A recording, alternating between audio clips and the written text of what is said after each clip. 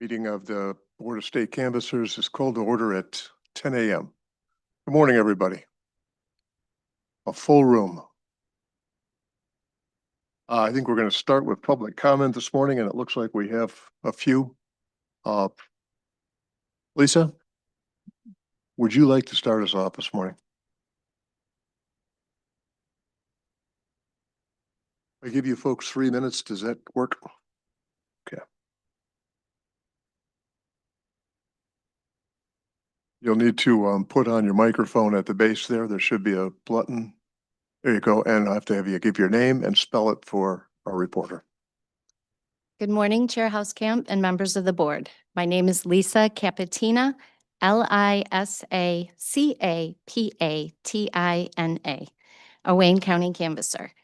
I felt the need to provide clarity regarding my public comment last month following assertions made by Attorney Mark Brewer. Following my statement, he wanted to set the record straight and narrowly speak about 37 ballots. To be clear, I did not come last month to speak to 37 ballots. Instead, my focus was to confirm the Wayne County Board of Canvassers, as directed by current election law and the Board of County Canvasser Manual, did what was required. Election law, as you know, states county canvassers are not investigative, but any reports of election malfeasance require the board to immediately notify the Board of State Canvassers. In fact, the Wayne County Board unanimously drafted a letter and, after review by council, sent that letter to your board with all of the relevant details of the November 2025 Hamtramck election. It was only on follow-up questioning the decision to not tabulate the 37 arose. Mr. Brewer's assertion that I inferred that decision was unanimous, not split. However, the details of that split were provided in a letter I assumed you had read. So to set the record straight, I did not come then to litigate facts, nor is that my role. The 37 ballots, as you had actually acknowledged, were not an easy decision at Canvass. Wayne County works very hard to ensure that all valid votes are counted. The facts were 37 came untabulated, and it was only after hours of public comment on both sides, including Mr. Brewer's, upon guidance of council, and after confirming Wayne County had never tabulated an exposed ballot, the board remained split. Therefore, the motion to tabulate could not move forward. Again, I did not speak to the details because I assumed that your board already had that information, as well as the allegations of election malfeasance. Unfortunately, it was after we were informed the letter dated January 13th, sent both via email and certified letter in care of Chair Housecamp, was not delivered by the state for reasons unknown until February 23rd. I did appreciate Mr. Fracasse's apology for not acknowledging to Wayne County receipt of that letter. However, the process does beg a question for this board. The state manual requires reporting allegations of election malfeasance directly to the Board of State Canvassers. Clearly, that report was sent through the only contact offered, but not delivered. If anyone wants to communicate directly with this board, was our process wrong? It appears one should assume protocol is that the state will screen and discern which communications are delivered and when, which has hindered our communication and just doesn't feel right. Again, thank you for the opportunity to bring this forward and for providing any updates on the investigation for the Hamtramck community. Thank you. Thank you very much. Director Brader, do you want to respond to any? Well, I can provide an update on the process. So first of all, there were a couple of assertions that were made that I just want to clarify. So we did follow up on the status of the criminal investigation. It is ongoing. As I think I noted, last time, the Attorney General has recused herself from the criminal investigation and is with the Monroe County Prosecutor's Office. So that office is the office that is in position to share updates on the specifics of the investigation. We don't really have any additional information at Bureau of Elections, and if we did, we would not share that without consulting with the prosecutor's office, which is always the case with criminal investigations. I was not able to find, there were some assertions or suggestions made that criminal allegations had been ignored. I didn't find anything to back that up. In fact, the referral, the information was submitted to the Secretary of State and the Attorney General. It was referred for criminal investigation quite some time ago. So I didn't find anything to substantiate that suggestion. So the criminal investigation is ongoing. It is being handled by the Monroe County Prosecutor's Office. As far as the election administration issues here, specifically the fact that the 37 ballots were left untabulated and the fact that they were in a location that other personnel who are not clerk's office were able to get access to.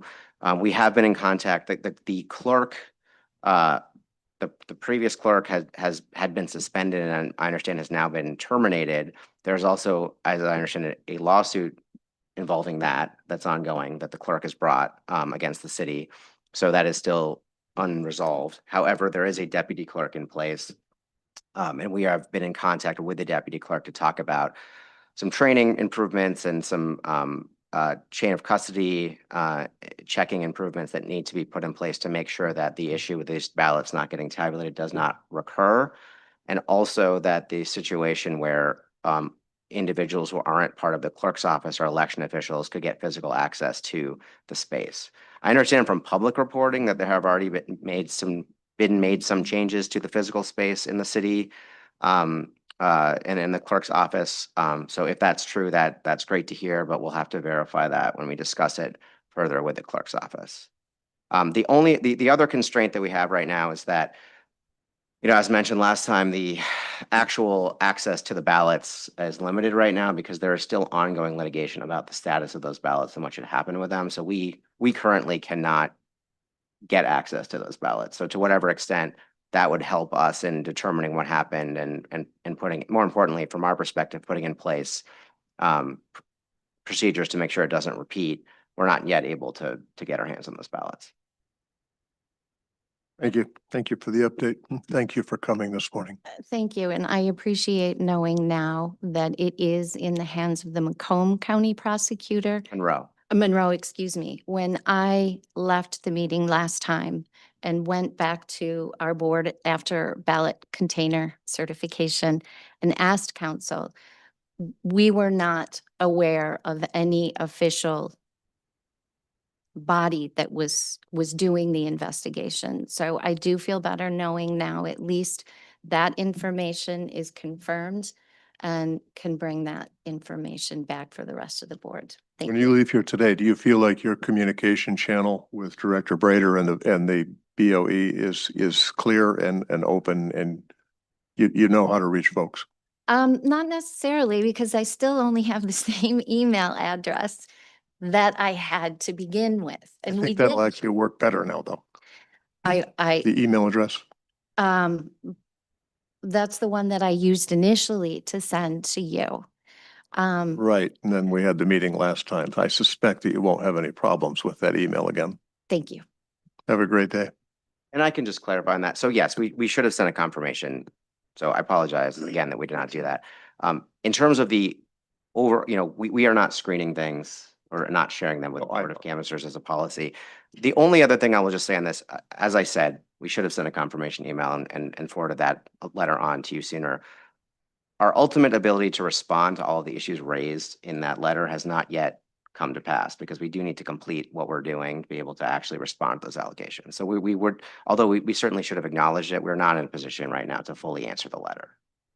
That's an open item and that'll have more to follow, right? Right.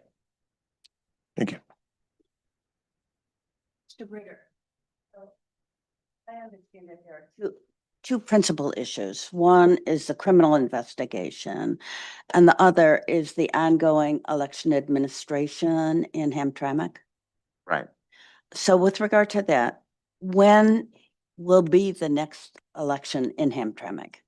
Do they have Do you know if they have, there's a There May, is a May 2026 election date. I don't know whether or not there's an election in Hamtramck. I can look that up though.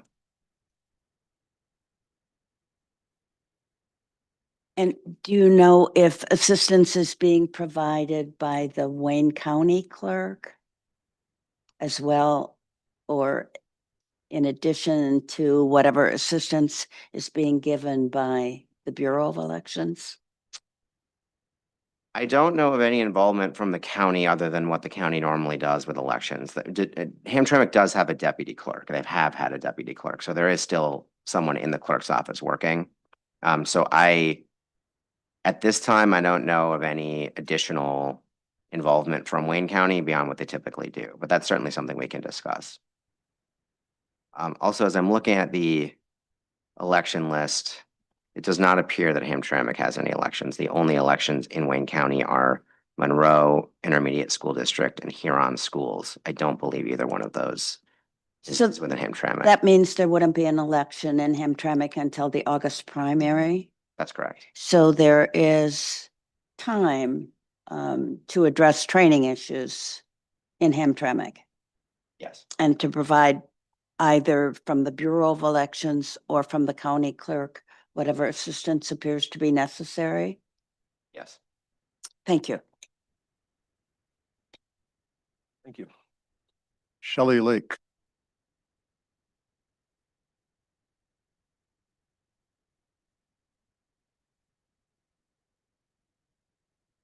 Ms. Lake, welcome back. The drill is still the same. If you would state your name and spell it for the recorder, and you'll have 3 minutes. Sure will. My name is Shelley Lake, SHELLYLAKE. I am Deputy Clerk at Irving Township in Berry County. I want to thank you for allowing me to speak today. I am here actually to speak about the citizens only voting petition that was recently turned into the Board of Canvassers, and I wouldn't want to be in your shoes checking all those signatures. But I am asking that those duties, those constitutional obligations be performed as soon as possible or started. I realize that you have a lot of candidates petitions being checked, or I can imagine. So, so I'm asking that those resources and those funds to allow this job to also start as soon as possible with, I think, 725,000 signatures. Imagine that's going to be a pretty long process. With over 700,000 citizens in Michigan signing that petition, it's pretty obvious there's a big support for this ballot initiative to get on there. I know in my township, there's an overwhelmingly number on both sides of the aisle of people that are in favor of this. So that's one reason I'm here. And my job is township duty is to pass on that encouragement to you folks. And the last thing is just to say that we are really thankful for the job that you do. And we're relying on you to maybe get this started as soon as possible. And again, we really, really appreciate all of your hard work. Thank you. Thank you very much. Mr. Shaper. Sir, you've given us 2 slips. But what I'm going to do is ask that you address them both as in one session here, okay? And again, you'll need to state your name and spell it for the recorder, and you'll have 3 minutes. Good morning. My name is Jeff Shaper, SCHAE, P as in Peter, ER, and I'm here on behalf of Michigan Fair Elections Institute. It has come to MFEI's attention there's serious discussion about not processing the recently submitted citizens-only petition that has generated 752,000 signatures. That's 300,000 over the state minimum for a constitutional amendment. The completed petitions were submitted March 4th, 4 months before the due date. The reasons we heard were short staffing and a focus on candidate petitions that would have precedence. The countless volunteers who worked hard to get this petition submitted find this totally unacceptable. In 2020, it took over 4 months to verify Unlock Michigan's citizens petition instead of the normal 60 days. We understand that COVID played a part, but Senator Ruth Johnson and Jim Runstead accused the Bureau of Elections of slow walking the approval. We see that the same thing can happen here. Compare this to the speed and alacrity that 2022 Prop 2 and 3 were processed. If there's a will, there is a way. On your website, the fourth duty of the State Board of Canvassers is to canvass statewide petitions.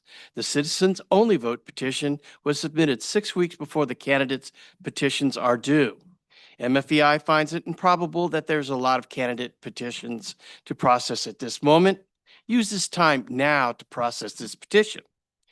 We who work so hard to submit this popular initiative urge the board to have a firm plan and timeline to ensure that this petition appears on the ballot in November 2026 election. If there are hurdles, explain how they can be overcome. We have seen this board take its responsibilities very seriously. We look forward to your proactive attention to this matter. Thank you. On the second matter, on April 3rd, 2025, Secretary of State Benson released a statement saying post-election audits revealed that 15 non-citizens voted in the November election. This on top of the Michigan student who voted and fled the country. The release said even though this happened, that it was inconsequential since it was 0.00028 of the total statewide vote. This statement's unacceptable. There's a fallacy in that statement. It looks at the statewide total. It did not mention the locations of the non-citizens voting. Hence, it did not talk about the concentration of the illegal ballots. That has bearing too. I can think of 2 examples where concentration makes all the difference. The mayor's race in Hamtramck was decided by 6 votes. What if the illegal ballots were cast there? In Macomb County, a tied school board race was broken drawing slips from a box. Same for a city council race in Oakland County, where I was present. One illegal ballot could change the results. Frequency and concentration are equally critical components.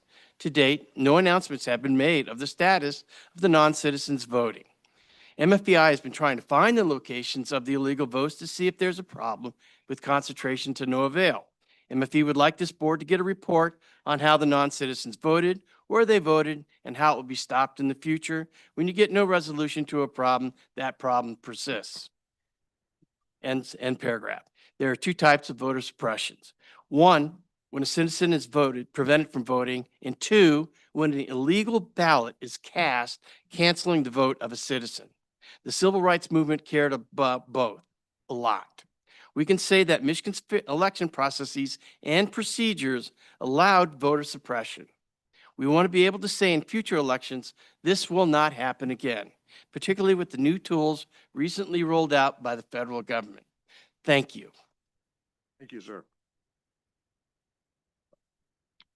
Director Brader, with regards to the petition questions, can you address that?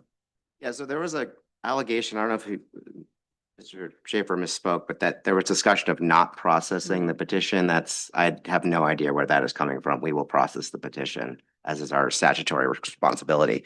The Board of State Canvassers, I'm sure, will also fulfill its statutory responsibility to canvass that petition. So I'm not sure where that notion came from, and it would not be possible to not canvass the petition. So it will be canvassed, yeah. Sorry, can I follow up on? Yeah. Can you explain that? I mean, that's an important point. Yes, it is very important. It has been running around the legislature What is running around I don't know. that there's these, Who? this Senator Ruth Johnson. Ruth Johnson is saying that the She has Bureau heard. said, from who, I mean, this is You trouble. just conveyed You're to us. coming up here saying that this is the problem. I mean, honest to God. You're coming up here saying that you've been told it's not going to be processed. Now it's been running around. Ruth Johnson said she heard, like, that's nonsense. That's insulting. That's insulting to me sitting here today. So who has said that the Bureau has said they are not processing this? I am just reporting what Ms. Johnson and other legislators, Tom Kuhn has heard it too, state rep, okay? Who did these people hear it from? They did not tell I mean, that to this me. is- this is a So, This is a waste of our time. I mean, it's insulting. well, we're just expressing a concern in an open No, you're forum. not just expressing a concern. You're saying that the Bureau has said they will not process this. That is not a concern. That is a very serious allegation. Yes, So I guess I'm going to ask you in the future, because I think we're going to be seeing more of you, that you're more careful about statements you make.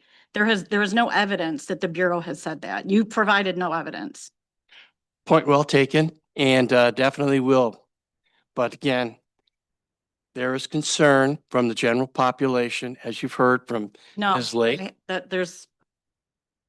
I'm talking about your one statement Okay, about the Bureau not processing. I don't want to talk about what 700 and whatever people signed. That's a different 700, issue. 2,000? That's a different issue. Yes, it is. Thank you. All right. So sorry to interrupt. That It's okay. just wanted Sure. clarification. Director Brader, the real statement that had come out is that the process here is that you are handling the candidate petitions because the timeline is simply closer.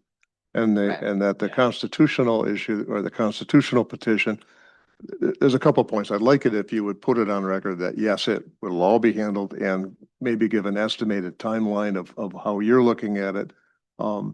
Yes, absolutely. Put So, this whole thing yes, to bed. To reiterate, the Bureau of Elections will certainly process the petitions as we always have for every type of initiative we've gotten, regardless of the content.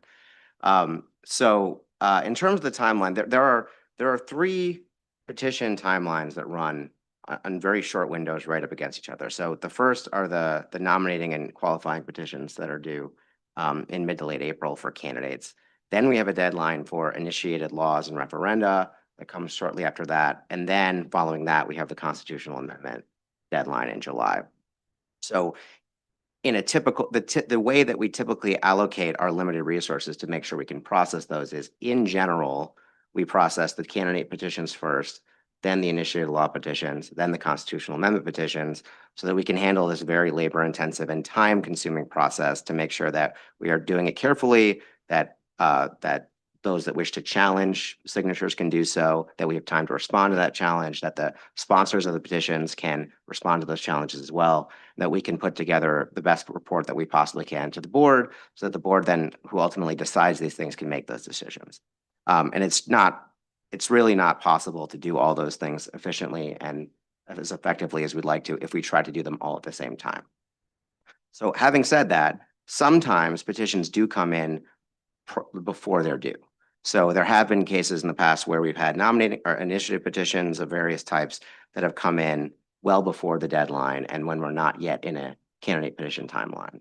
So when that happens, if we have a window, we will process it as quickly as we can right away.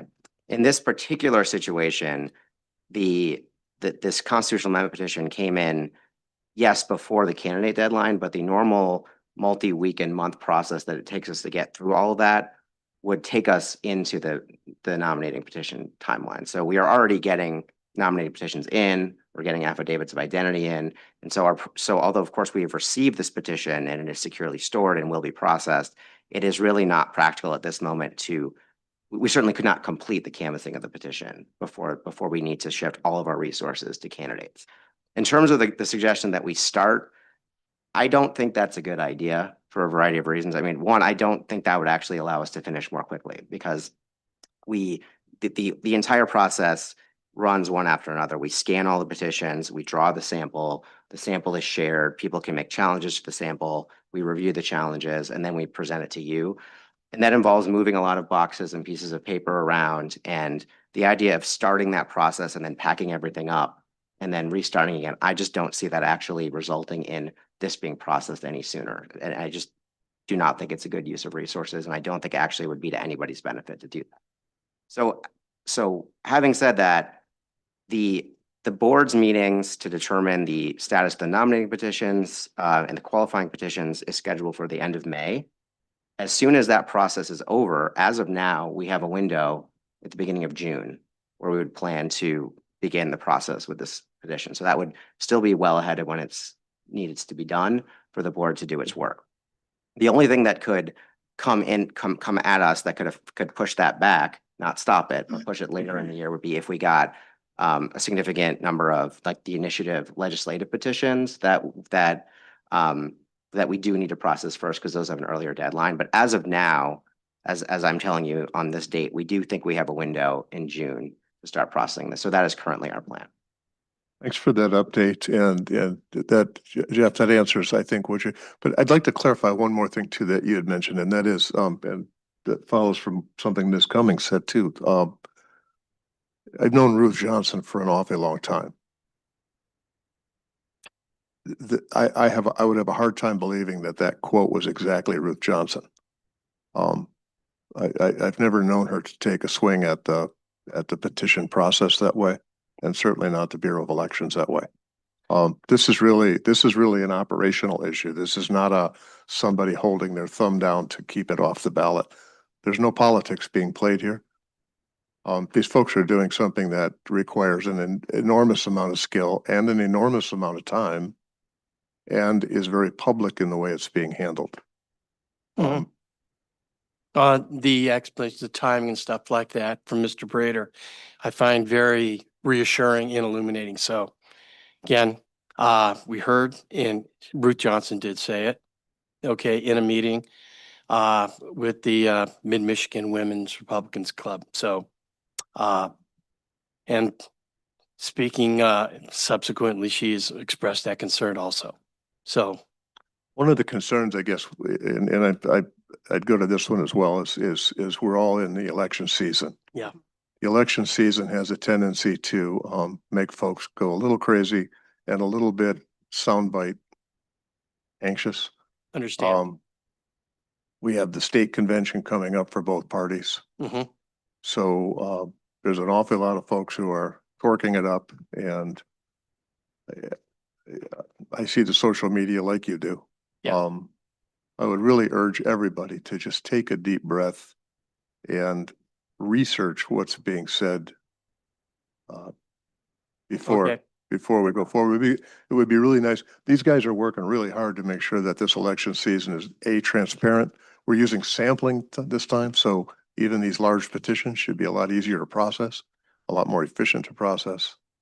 And I have to say, in my role as a canvasser and working with the people that work elections in Michigan, I am so impressed at their professionalism and their dedication. And I appreciate them more and more, particularly in the evolving situations that our voting rules are. So, one of the things is, I come out of the internal controls, manufacturing environment, continuous improvement, and I see us as canvassers working that role. As Lisa has observed, there was an issue. There's a way of making a improvement. Kate Riley was a canvasser before, and in Wayne County, and she made observations and recommendations. And I will say, I was in Huntington Place in 2024, in the Detroit Absentee Counting Board. I was shadowed by Ira Glass of This American Life. And at the end, I said to him, looking at this process, I am so impressed at the rigor and the care that they took in that election. And I'm satisfied. And he said, well, if Kamala Harris would have won, would you accept that? I said, yeah, because I'm satisfied that the process here is open, transparent, and correct. So yes, very impressed with the people who work elections in Michigan. But the there's team that Michigan people- has in the Hold on. Bureau of Elections. There's people and there's processes, Mhm. and the processes can always be improved. I agree with you, but I would also, again, the people that are in the Bureau of Elections in Michigan are extremely professional people. Great. And the citizens and the voters of Michigan can go to bed every night knowing that this process is professionally, transparently, and accurately handled. And there is no politics in the Bureau of Elections. Okay. So, and by extension, that carries to all of you folks in the canvassing throughout the state, in the clerks, in the township clerks, in the county clerks. Michigan has a very robust and a very, a system with a great deal of integrity. And, you know, I know it's become sport for folks to, you know, take shots at it. Those shots, the ones I've seen are unfounded. And these folks work very, very hard. They work long hours and they're doing it passionately and professionally. So Correct. I appreciate your comments and thanks Mhm. for showing up.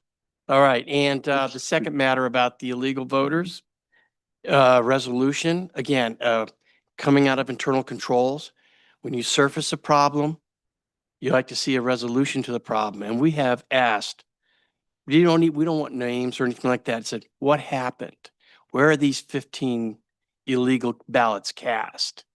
Because again, as I said in the civil rights movement, I'm a classically trained historian, and voter suppression takes two types. And out there is 16 illegal, that we know of, 16 illegally cast ballots. And when you have that, we have to fix that process to make sure that doesn't happen. Director Brader, would you like to address that? Sure. I mean, these have been referred for prosecution, so similar to the Monroe County situation, it's really with the Attorney General's office to determine what information can be shared. I will just clarify one thing. These are allegations. You know, we carefully reviewed it based on what we had available at the Bureau of Elections before we referred it for prosecution, but the criminal investigation process often unveils additional things that we were not aware of. So I cannot say the exact number that were actually illegally votes. These are allegations that have been referred for criminal investigation. But having said that, I certainly would be happy to share whatever we can, but that's really going to be following the lead of the prosecutor, which in this case is the Attorney General's office. We have the Attorney General's office here. Would they like to comment? That is not my division, so no. I mean, yes, I mean, that would be handled by the Criminal Trials Division, and so I would have to communicate with them. You know, I can assist Jonathan in getting some answers on that if we want to know what there is that could be revealed. Okay, and Vice Chair. Yeah, I appreciate the fact that you were in the Wayne County or in the Detroit Processing Center for absentee ballots in 2024. I was there as well. I was very impressed, as I have consistently been, with the election administration in the city of Detroit. I believe you are a Republican canvasser in Oakland County. Yes, I am. Yeah. Perhaps you can convey to President Trump that Detroit is not a hotbed of corruption, because he is consistently alleging that in Detroit, everybody cheats. So as a Republican, perhaps you can speak to him or convey the message that the attacks on Detroit and Atlanta and Philadelphia, all of which are majority Black cities, are simply racist lies. 2020 was a Six Sigma event, which means it was way out of bounds in many ways. And I will not speak of 2020 because I wasn't there, but I can speak of 2024, as you know, Ms. Cummings said, and I can report what I saw in 2024. And I can definitely, and I have told people, Detroit was well done in 2024. Thank you. You're welcome. And we got We're 26 all, ahead we're of all us. here for the same purpose. I'm sorry? We're all here for the same purpose. Great elections that people have confidence in. And thank you for listening. You guys are doing a great job working it. Thanks for coming to see us this morning. There are no additional public comments. That being said, I'd like to move on to item 2, which is a consideration of the minutes from the February 23rd, 2026 meeting. Move to approve. Second. Been moved and approved. All in favor? Aye. Aye. Item number 3 is the consideration of the sufficiency of the recall petition submitted by Rupert. I'm going to attempt the last name here, It's like Bogosian. Bogosian. Okay. You have trouble I pronouncing. do that sometimes, yes. It's that Dutch heritage, you know. Rupert Bogosian Jr. against Carla Miller. Reasons for the recall printed on the petition. During the April 3rd, 2025 meeting of the Mecosta County Board of Commissioners, Carla Miller, Drain Commissioner for Mecosta County, Michigan, appeared in her official capacity before the board to discuss and request adoption of Resolution 2025-05, resolution pledging full faith and credit for the Tonkin Drain Drainage District Bond Series 2025. And I don't think we have anyone here to. We didn't get it. So, no, I guess I'll say the Bureau of Elections doesn't make any recommendations on these types of reviews for the board. The board's job is to determine if the reasons for recall are clear and factual and based on conduct in office. Typically, we rely on the proponent and the target subject of the recall to elucidate that for you. So I don't have any further information for you on this language or what may or may not have occurred in Mecosta County. Just for the record, I went out and pulled the minutes from that meeting from the Mecosta County Board of Commissioners. Which by the way, well, I pulled them just to see if they matched what was in the original filing. They were attached to our documentation, but I also pulled those just to see if there was anything additional. Thank you. And if not, so the wording that is in the recall is identical to the wording that is in the minutes of the meeting from April 3rd of 2025. Can I ask, being the newest member of the board, well, one thing I wanted to talk about was the 6-month limit, or the 6-month, the statute says you can't file anything the first 6 months of the drain commission's I think it's a 2-year term, and, oh, it's a 4-year, in the last 6 months. This occurred during the first 6 months, but obviously he didn't file it within the first, he waited. Is that an issue? The fact that, I mean, I guess I should be asking, is it an issue that Yeah. the occurrence was in the first 6 months? No. Okay. So there's a limitation for a 4-year term. It cannot be filed in the first or the last year. So he did wait until she was elected in 24, so her first year was 25. So he did wait until 26 to Okay. file it. So he's in the window where you can do that. Okay. But it's the conduct just has to occur in office. It doesn't Okay. have to be during that. So, you can't rack up all sorts of recallable offenses in your first year in office and be immune from recall. But you can't file that recall language until a year in. Yeah. Okay. And we, our duties, they preclude us from commenting on whether this is a good or a bad idea.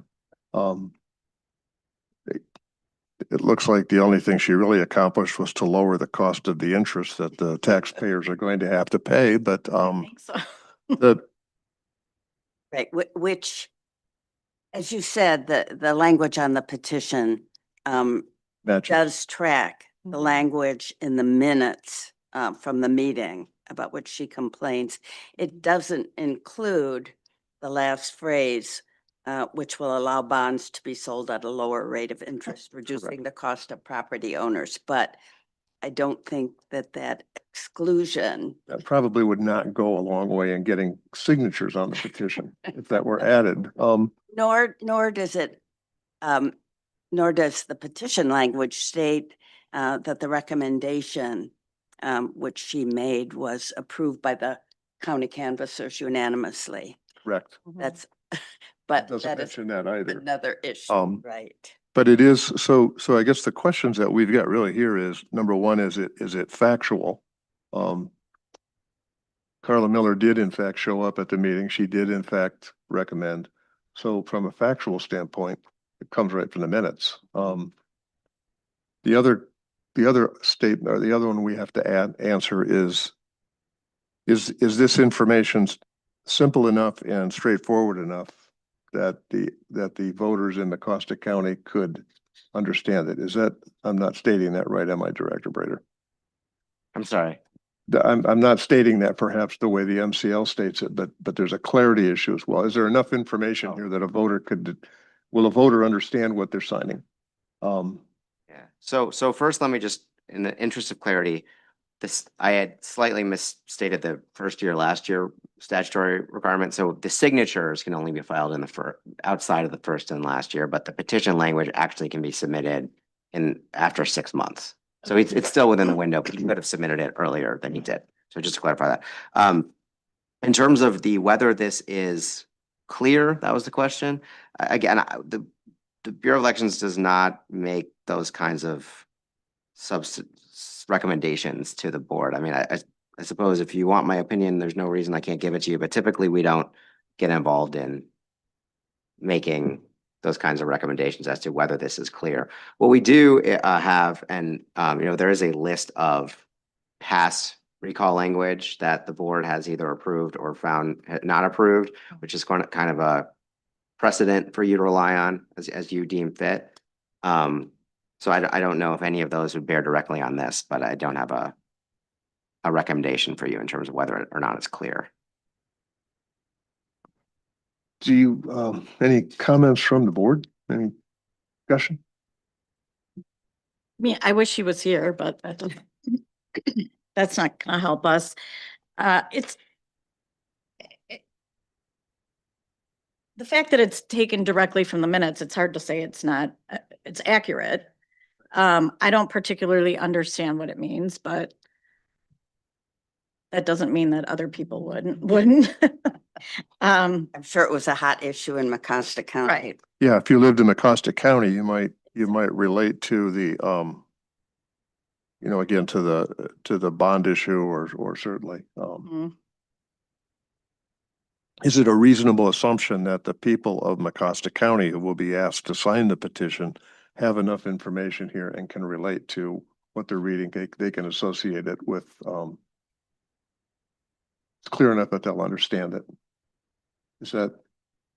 It needs to be factual and of sufficient clarity to enable the officer whose recall is sought and the electors to identify the course of conduct that is the basis for the recall. That's reading from the statute.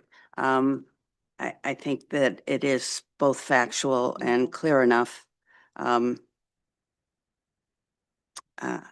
I don't think we could hold otherwise. I know that we have had a fair number of recall petitions where the subject matter was votes that a legislator had taken.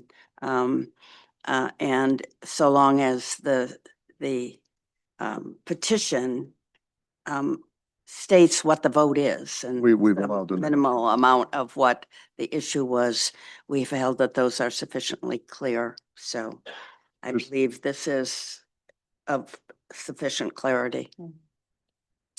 I would agree with that. There's one item just to check it off of our checklist, and it's kind of a little bit off the side, but this is the correct petition form, right? Director Brader, this is the correct petition form because the statute says there's one for counties and cities and there's another separate one for villages, but I looked and this is the correct form that's been used. Is that?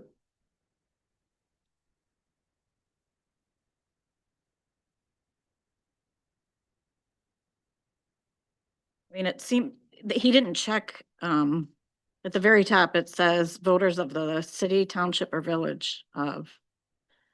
I believe this type of petition can be submitted on a countywide form, but I will verify that. So in which case this would be okay. I didn't review this form, to be clear, for yeah, I don't think we generally don't review the recall petitions as to form before they're So, submitted. Yeah. okay. But, okay. But I can verify that I believe a countywide form can be used for this type of recall petition, but I'll verify that.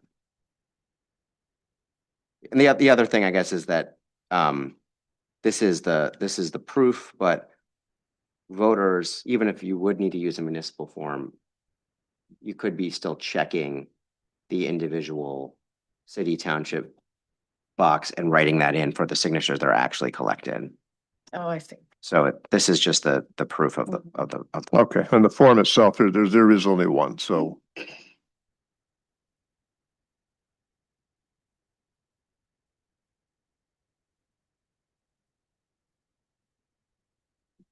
I do note, because when I saw this recall petition, I looked at the statute, and it does require that recall petitions for elected county officials be submitted to the State Board of Canvassers. Yeah.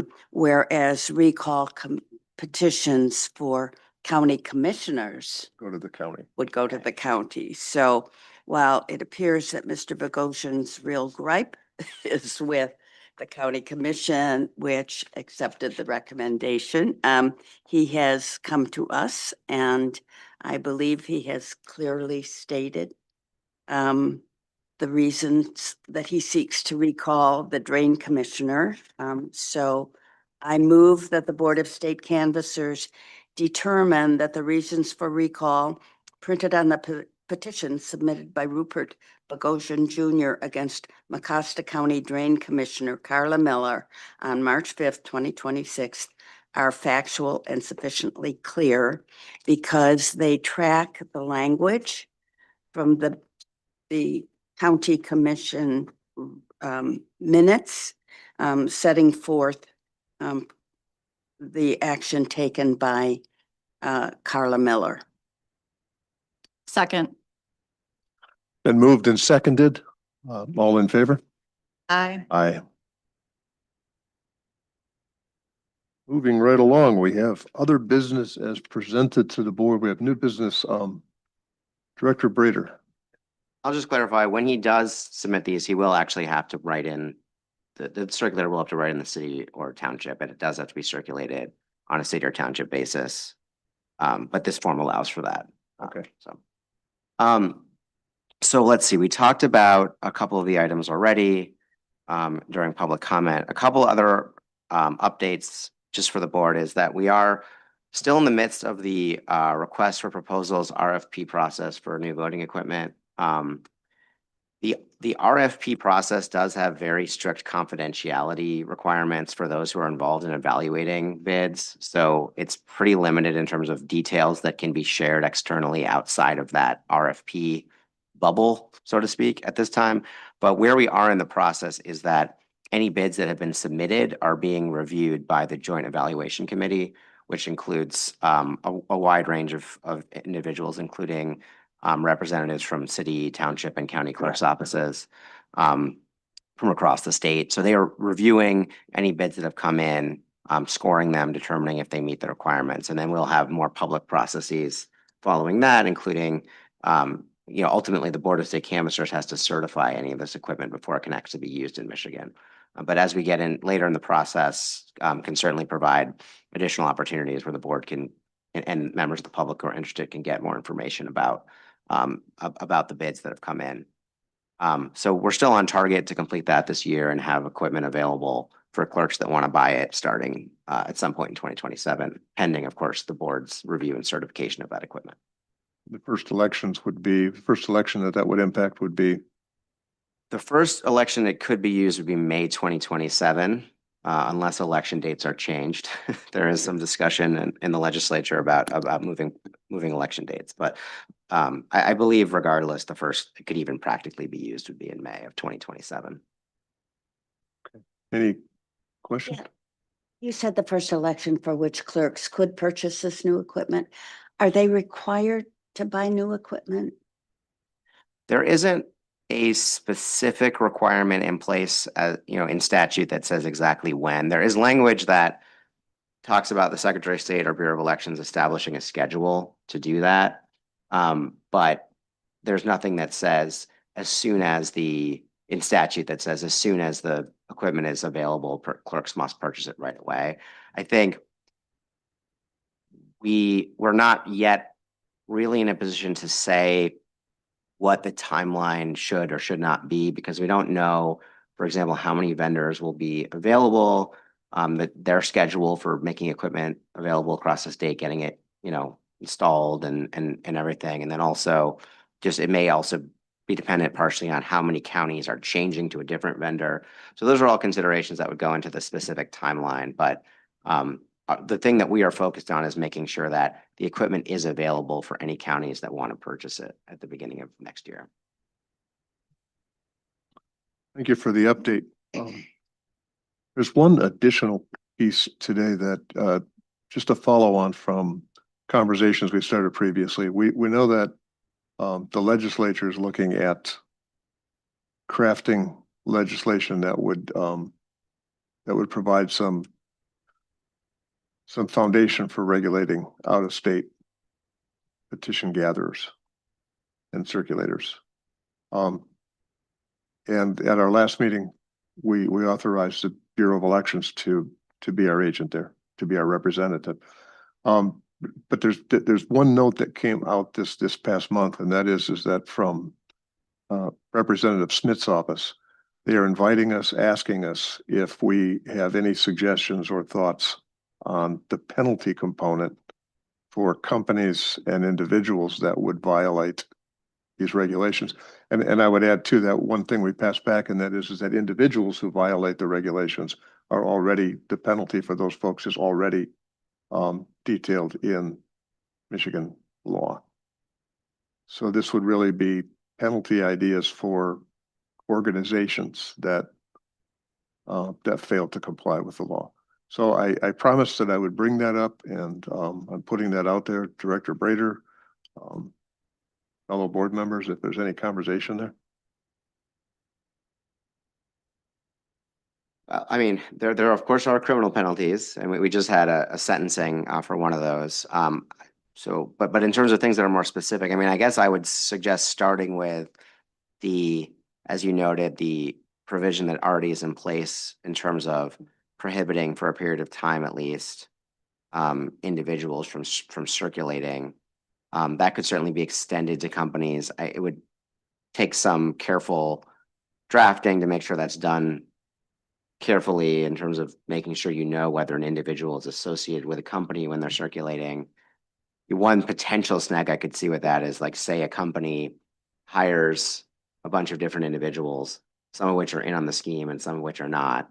You wouldn't necessarily want to prohibit those other individuals who are hired and did nothing wrong from circulating. So those are the kind of things that need to be worked out. But I do think that within the board's, I do think it would make sense to look at expanding the board's ability and maybe streamlining the board's ability to prohibit certain companies or individuals from circulating where violations were found. And then, possibly, obviously in this case, there were convictions and sentencing, but it may, I'm not a criminal lawyer, but it may be helpful in these types of situations in the future to have more specific criminal penalties that are specifically, or criminal statutes or violations that are more specifically tailored to this type of fraud. I think that there were other general types of criminal statutes that were applied to this situation, but it may be helpful to have ones that are more specific to the types of activity that occurred or could occur in the future. A question for the Bureau. This is just talking with people, thinking through things, right? One of the challenges, because we've talked about this here, is if you had a candidate, especially who's running for state office or federal office, and this is a large gathering signatures is a very large operation. As we've seen in the past, it would be very easy for a candidate to hire a company in good faith, where that company turned out not to be dealing in good faith. And then the question becomes, how would anybody know? Because these companies that are signature gathering companies that are handling these campaigns, that's kind of a culture all to itself.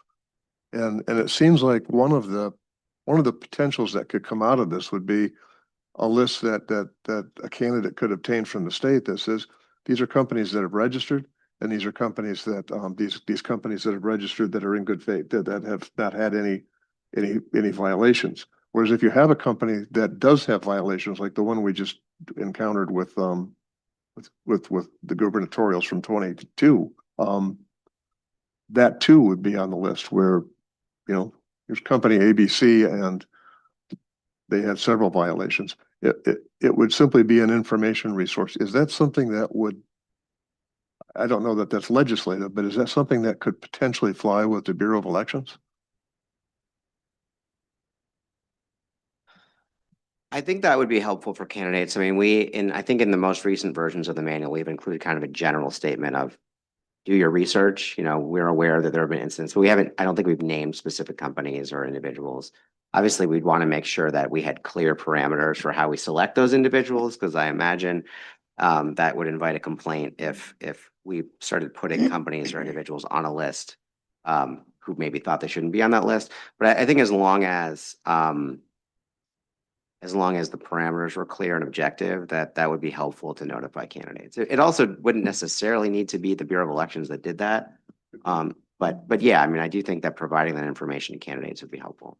This would simply be added on so that if a company had in fact violated the law, if they had violated what was included for registering their employees, that information would be publicly available somewhere, so a future candidate doesn't step into it.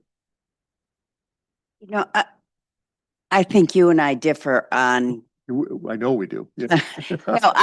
on whether we think, no, most things we're in agreement. We do. Yeah, well, I know we're going with this though on the constitutional right. But Yeah. no, I just do not think that, that candidates who turn in forged petitions, are necessarily, just taken advantage of.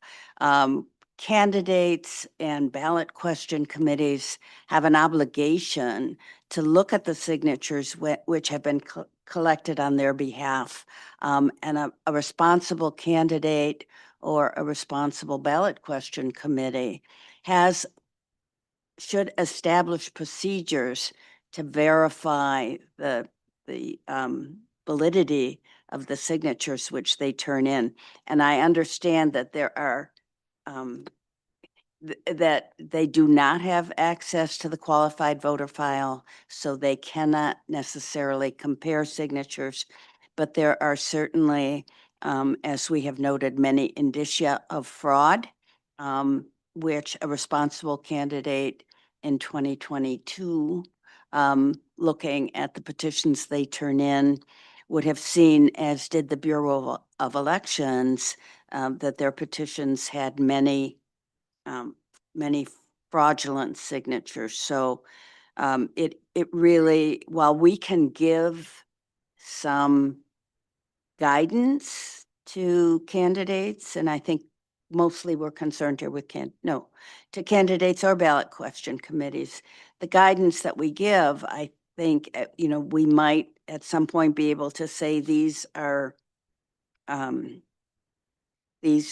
circulator companies that have been convicted of fraudulent activity. That's not going to happen very often, but I think the guidance that we really that we give is check your signatures, and it really is. I mean, we can help them a little bit, but it's their job. No, and we do agree on that. My concern has always been, and comes back to the same thing, in that the point that they would realize they have a problem is too late to fix it. If you were to go to a doctor, I would say, do all the research you can. But in the same token, if you were to go to the doctor and the operation was already done, finding out that the doctor, made a mistake after it's done. I mean, it's a bad analogy, but these are really people's lives are involved in. And the other one here, again, to go back to the signature gatherers, it's not the signature gatherer that's going to be harmed by this. It's sometimes not even the candidate. It's the voters whose 10 names showed up on that sheet, or whose 2,000 names that gatherer collected, and they've been disenfranchised if it's so. I feel really strongly about this. We do not canvass the petitions from the 11th or the 13th congressional districts. The 11th is entirely in Oakland County, and the 13th is entirely in Wayne County. Correct. I live in Detroit. I live in the 13th. I supported and signed a petition for a candidate in 2022 who didn't do a good job and didn't get on the ballot because there were a lot of forgeries. And it was his fault, and I was angry about it.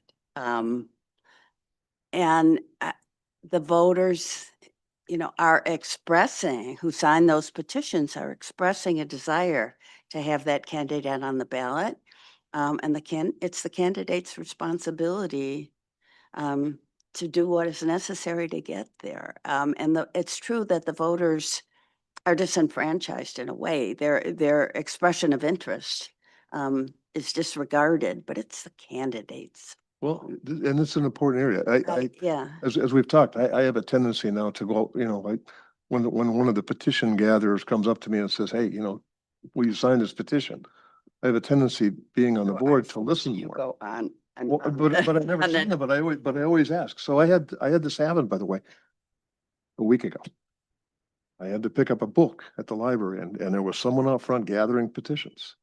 He didn't have a lot of signatures. I saw a sheet, but this is a valid piece of the conversation. He asked me if I would sign the petition. I said, what are you gathering signatures for? Young man, nice guy. He told me, and I won't tell you which petition it was, but he told me what I was signing. It wasn't even close. It wasn't, it was, I got a sales pitch that had absolutely no truth in it at all. And I said, well, wow. I asked him some questions and he started to stumble. And I said, well, let me see it. So he let me see his petition. Now it was a windy day and he had several rubber bands around his petition to keep it from blowing up. Conveniently, those rubber bands made it almost impossible to see the areas that he was. Now, could that have been coincident? Sure. But again, this is an area that we're dealing with stuff that has great importance. And I think sometimes and I'm not finishing my sentences here, but I think it has great importance to what we're doing. And I think that this was a case where this was an individual who actually lived in Virginia, who was up here as part of a like public works project to gain college credit or something. So these things we're talking about, they're important, and the signature gathering and how it's handled, and especially with folks that maybe are playing a little fast and loose to gather those signatures.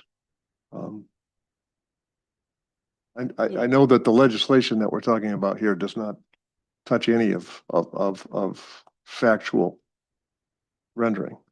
But I'm saying this is there's issues with this process. That goes to, the issue that you've raised goes to the responsibility of a citizen who signs a petition.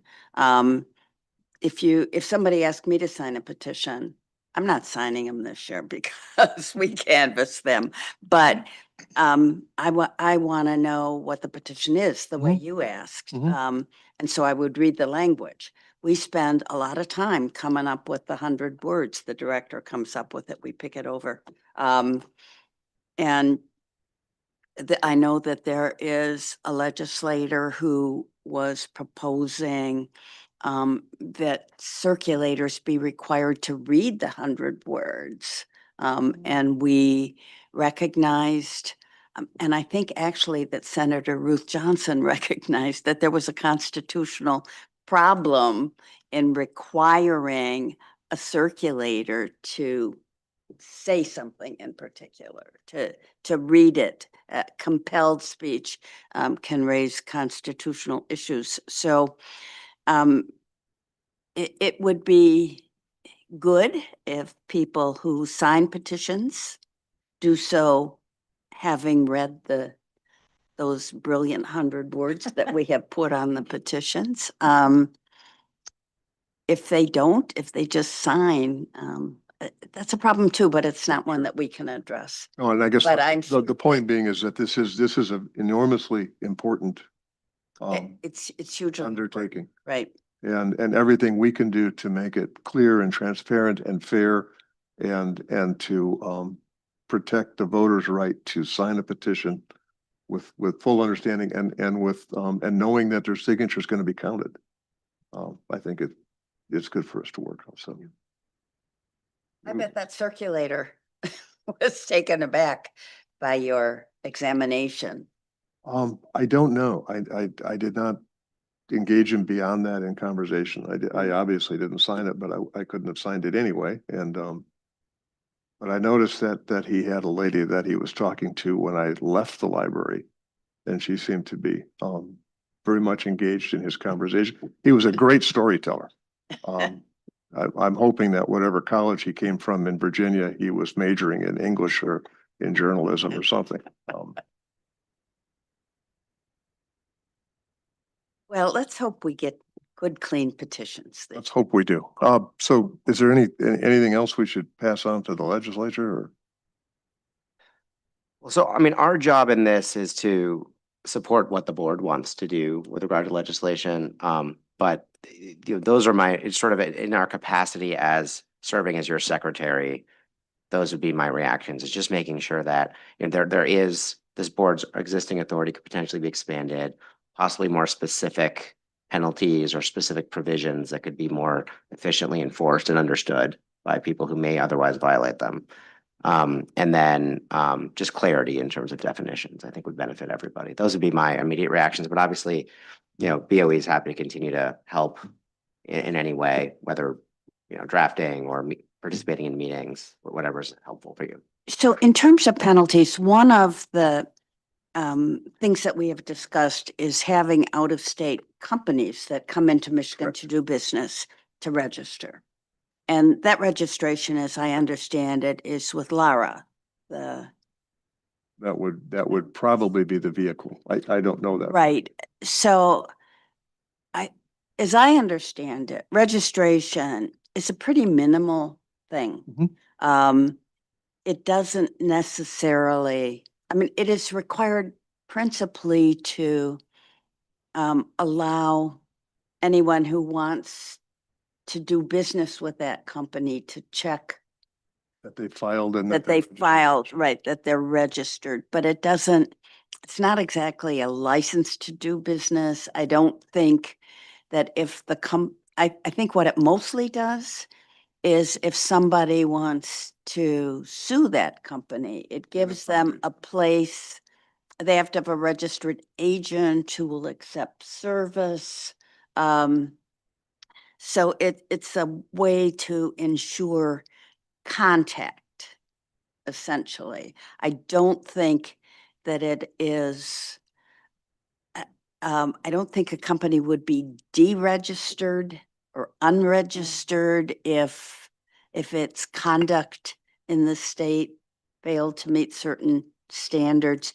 That would, it's an issue. That's an issue which that goes we way would not be beyond- involved in. I think the level that they're But- asking us is part of this legislation. That's the focus of this legislation is that if you register along with that registration, anyone who is bringing in out-of-state signature gatherers, people who will be paid to go out and gather signatures, it will be required to treat them as employees where certain records will have to be kept.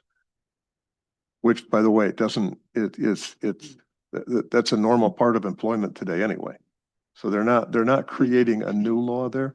They're basically saying if these companies, A, they have to register in the state, and B, if you're bringing people in from wherever, if you're hiring them as signature gatherers, you have to have employment records on them. And those records have to be made available to the Bureau of Elections or to the Secretary of State in the event that they're requested for a challenge. And that's kind of the whole sum of it.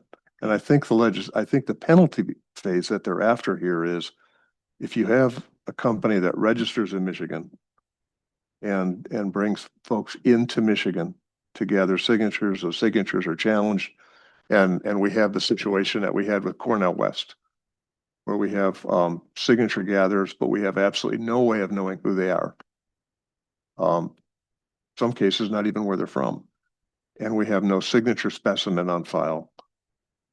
That's where the legislature is saying there needs to be a penalty attached to organizations that don't follow through on the law so that that shouldn't be allowed to happen. Does that make sense? Yeah. And that's more So if they register with Lara, right, then we know who they are. correct. Right. And we can proceed to deal with them. Like, we didn't know who the firms were that were circulating petitions for Cornell West. Correct. right? We did not. We did not. And I don't think we ever found out. We never did. No. But if they registered, then we would have the ability to contact those We would have firms that. and get the information that we want. And that's part of this package is Right. that we would, and Um, so we would have the ability as a board to go back and ask for verification. Because those are, when you're bringing folks in from out of state, obviously they're not going to, their signatures are not going to be in the QBF Right. for Michigan. Right. And that's where the breakdown is. Right. And I think it would help a lot of the county clerks as well, I'm sure. At least that seemed to be the sentiment, so. Yeah, I think it is important to talk about the penalties. Is it, I mean, I do think prohibiting them from if they're found, are we putting the threshold as being found guilty of misconduct? I would think it would have to be that they failed to provide the records required. Okay, That's different. that's different. That's right. That's a lot Correct. lower. That they would, right, they wouldn't be able to be involved in an election for so many days, or I don't know. That would be one penalty, is to, stop them from being able to collect signatures for, I don't know. The next election, a year, I'm not sure. But that to me would be a penalty that would be, I think it would help curb, bad behavior. Okay, Is that something you were Yeah. thinking about? Like, yeah, I think that's kind of what they're looking for. right, and a fine, as we've seen in the other, That we've seen another one, sure. yeah. But that brings up the issue which we addressed with regard to the convictions in Macomb County. So we said that some particular companies would be prohibited from circulating or for 4 years. Mhm. Mm. But when petitions come in, we don't know who the circulator company is. So I see. Mm, right.